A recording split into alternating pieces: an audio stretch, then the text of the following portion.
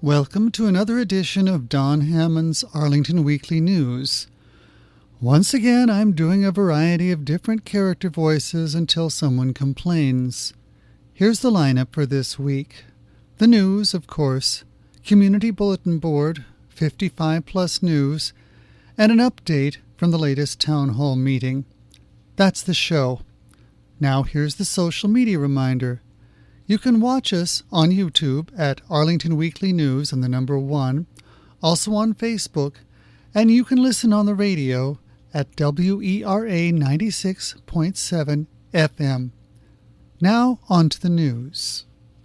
As of Sunday evening, August 9th, reports show the number of confirmed COVID-19 cases in Arlington had exceeded 3,000. Next up, we have a kind of non-news item. According to an article in Arl Now, the Pupatala Pizza Restaurant on Wilson Boulevard has decided not to relocate. The decision to stay in place at 5104 Wilson Boulevard came after their landlord decided not to increase their rent by an originally planned 40%. Pupatala stated on Facebook that the community had helped convince the landlord not to raise the rent. The only unknowns about this story are the identity of this landlord and their original justification for planning a 40% rent increase. Next up, Arlington County announced the completion of the 4th of its Missing Middle Housing Study bulletins. The first bulletin provided an overview and some definitions. The second bulletin examined Arlington's housing market. The third bulletin reviewed Arlington's housing stock, with an emphasis on existing middle housing. Now this newest, 4th bulletin examines the 90-year history of Arlington's zoning and land use policies. Bulletin number 5 is to be released later in August. Finally in the news, a kind of curious item about the Arlington County Fair. There is finally some information. From August 14th to 16th, we will be hosting a variety of live events on our Facebook page. Here's the schedule. At 12 noon, the opening ceremony. Also at 12 noon, a scavenger hunt begins. Then at 6 p.m., bingo. Also at 6 p.m., the deadline for CE submissions.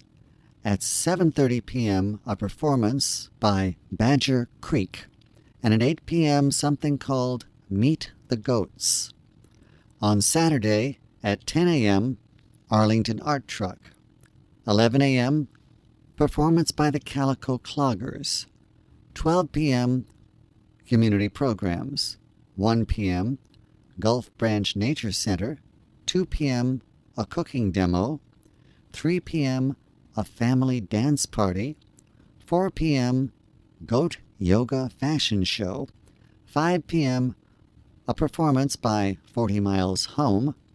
5:30 p.m., adoptions from AWLA. 6 p.m., CE Awards. 7 p.m., Eco Action Trivia. And at 8 p.m., a performance by Time Warp Rock. For Sunday, at 11 a.m., Virginia Museum of Fine Arts. At 12 p.m., the scavenger hunt ends. Also at 12 p.m., a pie-eating championship. At 2 p.m., AWLA's Humane Education. At 3 p.m., a performance by the Canales Brothers. 4 p.m., a cooking demo. 5 p.m., a performance by Kevin Olson Music. 6 p.m., the closing ceremony. The message says, tune in to our Facebook page for downloadable coloring pages, shout-outs from our partners, and information on how to get your 2020 Arlington County Fair t-shirt. Now it's time to get back into more familiar territory with Community Bulletin Board, or CBB. Hi, and welcome to CBB. Here's an event for everyone from 6th graders all the way up to seniors. It's called Craft Tea, and you can join the library group virtually every third Thursday for, you guessed it, tea and crafts. Bring the art or craft you're working on while enjoying a nice cup of tea with the library's staff. If you don't have a craft, that's no problem.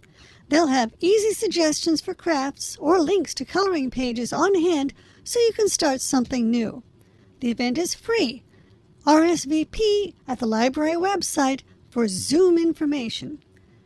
This iteration is coming up on Thursday, August 20th, 2020 from 3 o'clock to 4 o'clock p.m. Here's an event for adults. It's called Dirty Jobs, Decomposers and Scavengers. Join the group to learn more about the creatures responsible for nature's dirtiest jobs. They'll explore the important role of decomposers and scavengers in the local ecosystem, and you can learn about a few local examples that are found in Arlington. The whole family is welcome, but the program is being developed with an adult audience in mind. They'll email you a link to Microsoft Teams before the program's start time. They do ask that you have your device ready to go before the start of the program, and registration is required. You can register online, or better yet, call 703-228-4747 and reference activity number 642840D, as in decompose. That's on August 20th from 7 o'clock to 8 o'clock p.m. Now for the teens, they have bike trips at Bonnier Park. Here's the message. Let's ride. Come take a bike ride with the Office for Teens. Join them at Bonnier Park on Friday, August 21st at 10 a.m. It's open to ages 11 to 18. That's at Bonnier Park, 850 North Lexington Street. You can register on the Arlington County Parks and Recreation website. Last up, something called glamping. That's like camping with a GL at the beginning. Glamping is a way to experience the wild and completely unique parts of the world without having to sacrifice creature comforts. Join experienced backpacking guide and outdoor enthusiast Emily McGee as she discusses how to plan for your first glamping trip and products that will improve your glamping experience. You can RSVP to Sydney Reed for this Zoom program. The email address is sreid@arlingtonva.us. That's on August 21st from 1 o'clock to 2 o'clock p.m. Now it's time for the 55 Plus News. Welcome to 55 Plus News. You want to learn more about Medicare before you enroll? Need some clarification on the benefits? Here's a chance to join Margot Steinlage of Steinlage Insurance Agency as she discusses the nuts and bolts of Medicare.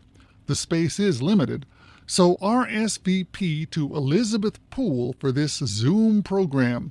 She's at EPOOLE at arlingtonvirginia.us. That's on August 20th from 11 o'clock a.m. to 12 noon. Then we've got the Encore Learning Fall Preview. Learn more about the ways to engage with other older adults and keep your mind alert. Encore Learning will hold their semester course preview on Thursday, August 27th on Zoom, but this event is on Thursday, August 20th from 1:30 to 2:30 p.m. You can RSVP to Sheila Budoff for this Zoom program. She's at SBUDOFF at arlingtonva.us. Then we got Genealogy 101. You can meet with other genealogy enthusiasts to learn all about your family's roots. See if you got any pirates or hoss thieves in the bunch. It's led by an experienced genealogist named Eileen Bogendorf. You can RSVP once again to Sheila Budoff for a meeting link before the program. That email address again is SBUDOFF at arlingtonva.us. This one's on August 25th from 11:30 a.m. to 1 o'clock p.m., and this is a regular thing. They meet the fourth Tuesdays of every month. Last up in 55 Plus, we got documentary discussion. This one's called Billions in Change. Entrepreneur Manoj Bhargava unexpectedly found himself a billionaire with worldwide success of his own concoction, the popular 5-hour energy drink. That must be a nice problem to have. Processing more money than he could ever hope to spend on himself, he set out to discover ways in which his wealth could assist him in making a meaningful and lasting difference in the world. The inspiring new documentary titled Billions in Change shows the fruits of his efforts. There's limited space here. RSVP to Leela Paig for the links to the documentary and the Zoom meeting. You can reach her at lpaig@arlingtonva.us. That's coming up on August 26th from 11 o'clock a.m. to 12 noon. And all these events are free. Now it's time for a summary of the town hall meeting. The Arlington County Board had their bi-weekly town hall meeting again on Friday, August the 7th at 12:30 p.m. Attendees included Takis Karantonis, Matt DeFerrante, Dr. Ruben Varghese, Captain Mike Rowling from the Arlington Police, Dr. Aaron Miller, and Jim Schwartz. There were other people appearing on the screen, but they didn't talk, so I'm not sure who they were. The news is that case count has been rising lately, which is problematic. Somewhat expected by going to Phase 3, but they're keeping an eye on it. There are now 71 restaurants open in Arlington. The temporary outdoor seating arrangements are pretty much in place. One piece of news, the Virginia Supreme Court said today that evictions for non-payment of rent have been stayed until September 7th. That buys people another month. Then Dr. Varghese showed a very detailed graph which included a lot of interesting data based on the age groups. Let's take a look at that graph. You can pretty well, temporarily at least, disregard phases 1 and 2. That's history. Phase 3 is something that is interesting to look at for recent behavior. There's a dark purple line for people under the age of 18. There's a red line for people aged 18 to 29, a green line for people aged 30 to 39, a yellow line for people aged 40 to 64, and a light blue line for people over the age of 65. What is notable since entering Phase 3 is a big spike in cases in the 18 to 29 year age bracket, a lesser spike in the 40 to 54 year age bracket, and then a slightly larger spike, although at a lower level, than in the 30 to 39 year age bracket. They are attributing this, at least in part, to the opening of the restaurants and clubs and the congregating of people outside. They did point out that coincidence is not necessarily causation, but given the spikes that were shown, for example, in the red group of people aged 18 to 29, at the beginning of Phase 3, there were 20 cases per week, and then 2 weeks later, it was up over 60 cases per week. It's hard not to acknowledge some degree of correlation. Dr. Varghese noted that for a certain section of the population, it appeared that the reopening of clubs, restaurants, and bars coincided with the increase in cases among certain younger groups. He is still hoping that once this information is known, caution on the part of patrons will have the desired effect. Again, he stressed this is not the time, even in Phase 3, to relax your behaviors. Dr. Aaron Miller came on and noted that the trend, especially among the young people, is concerning. Another problem, of course, is that the young people tend to think they are more resistant to COVID based on early reports, but they can still get it and they can still spread it. Also, there is a new ordinance that came out. Captain Mike Rowling of the Arlington Police did go into that to some extent. It is not yet in force, but it is being prepared. It will be a requirement for 6-foot social distancing on the sidewalks and streets, mostly around restaurants, in certain designated areas where the risk is considered to be high. Mr. Rowling also spoke of the Arlington Restaurant Initiative, which has been going for some time. The goal, again, is to keep everyone safe. One interesting thing about the new ordinance is that it requires outside groups to limit themselves to 3 or fewer people, and, of course, with 6-foot distancing. They are attempting to educate before they have to enforce, because there is a $100 maximum fine. Signage and announcements will be provided in advance. Takis Karantonis reiterated that although many of the requirements are called voluntary, that does not equal optional if you're concerned about your health and the health of people around you. A question came up about school reopening. It's complicated because there are issues involving childcare, teachers, and childcare for teachers who have children. Also, a lot of this has to do with decisions that will be made by the school board rather than the county board. Now, Jim Schwartz mentioned that there are daily communications between the school superintendent and the county manager. Elsewhere, the Federal CARES Act money is helping with the funding, and the exact allocation decisions will be made later as to how much goes to the school and how much goes to other places. They did want to assure us that the schools will be well taken care of.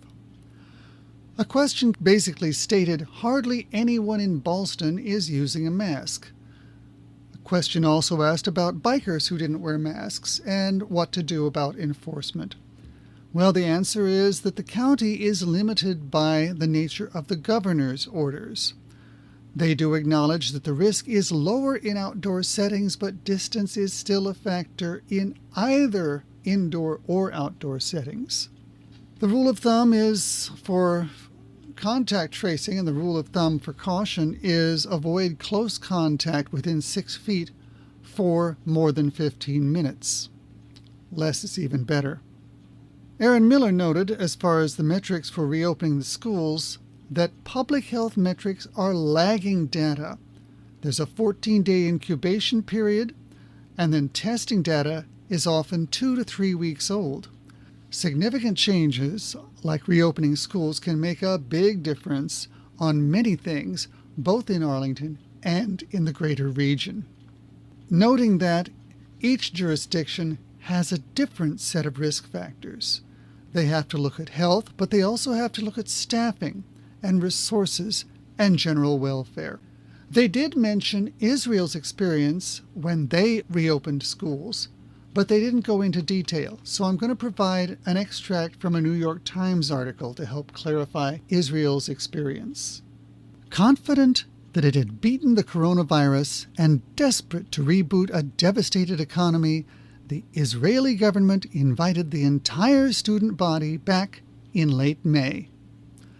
Within days, infections were reported at a Jerusalem high school, which quickly mushroomed into the largest outbreak in a single school in Israel, possibly the world. The virus rippled out to the students' homes and then to other schools and neighborhoods, ultimately infecting hundreds of students, teachers, and relatives. Other outbreaks forced hundreds of schools to close. Across the country, tens of thousands of students and teachers had to be quarantined.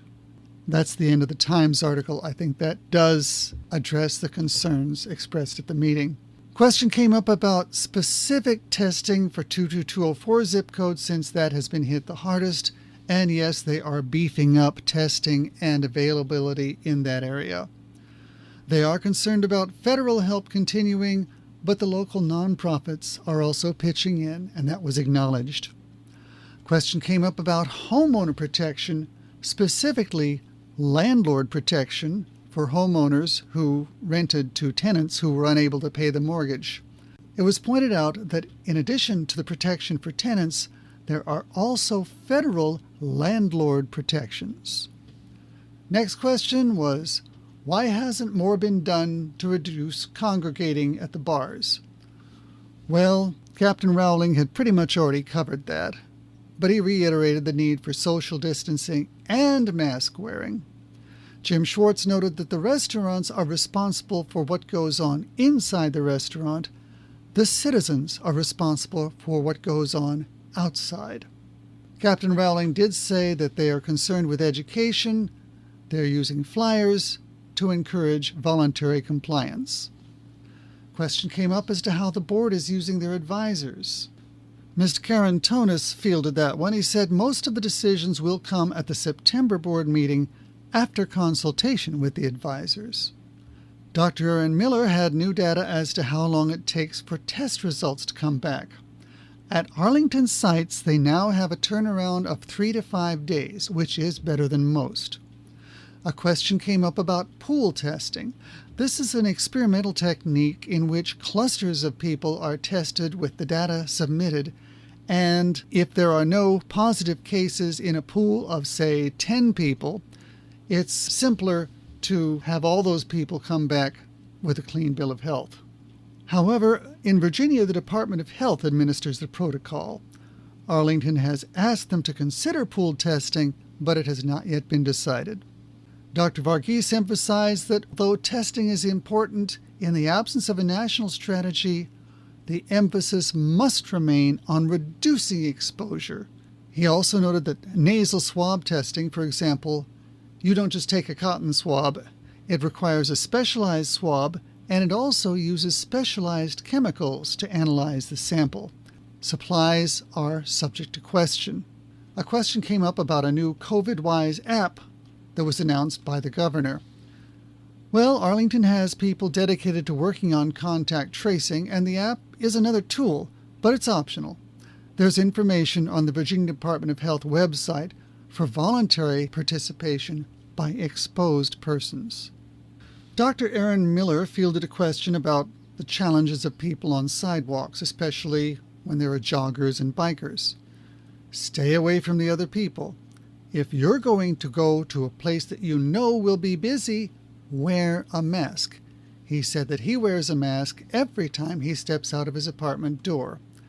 But the emphasis has to be on working together to get compliance rather than punitive measures, especially in apartment buildings. There was talk of cohesion between the board and other jurisdictions. The gist of it is that the 5 area health directors meet every morning, and there's also a once-per-week meeting with the Council of Governments. They share the information between the 3 different state systems. The emergency managers are concerned with hospital bed availability, PPE purchases, that's personal protective equipment, and maintaining capabilities. Jim Schwartz also works with the hospitals across the region. Public transportation is low on WMATA, but it's still available. A question came up about how to report violations on Metro at the time it occurs. Well, there's no specific person to report to yet. They're going to contact WMATA to follow up on that. It was noted that the ART buses do pretty well at compliance, but if you see a problem, call 703-228-7433. The drivers are doing a good, although difficult, job at encouraging compliance. A question came up about the heating and air conditioning at the schools. The answer was simply, that's a question that should be asked of Dr. Durant, the superintendent. Dr. Varghese emphasized that childhood immunizations, especially pertaining to return to school, are ramping back up. The Virginia requirements are still in force because there are more diseases out there than just COVID. Toward the end, they had reference to the website with a new dashboard of information, You can also call 703-228-7999. A plug for the census. Don't forget the census because that has to do with how much money will be allocated to Arlington. Also a program called Buy a Neighbor's School Supply, and that goes through August 22nd. You can find more information for that on the Volunteer Arlington website. The meeting wrapped up at 1:43 p.m. The next meeting is set 2 weeks later. That would be Friday, August 21st. And that concludes this week's show. We will be back next week with more news from Arlington, maybe some on-the-ground observations and analysis. Meanwhile, be careful, be safe, and be well.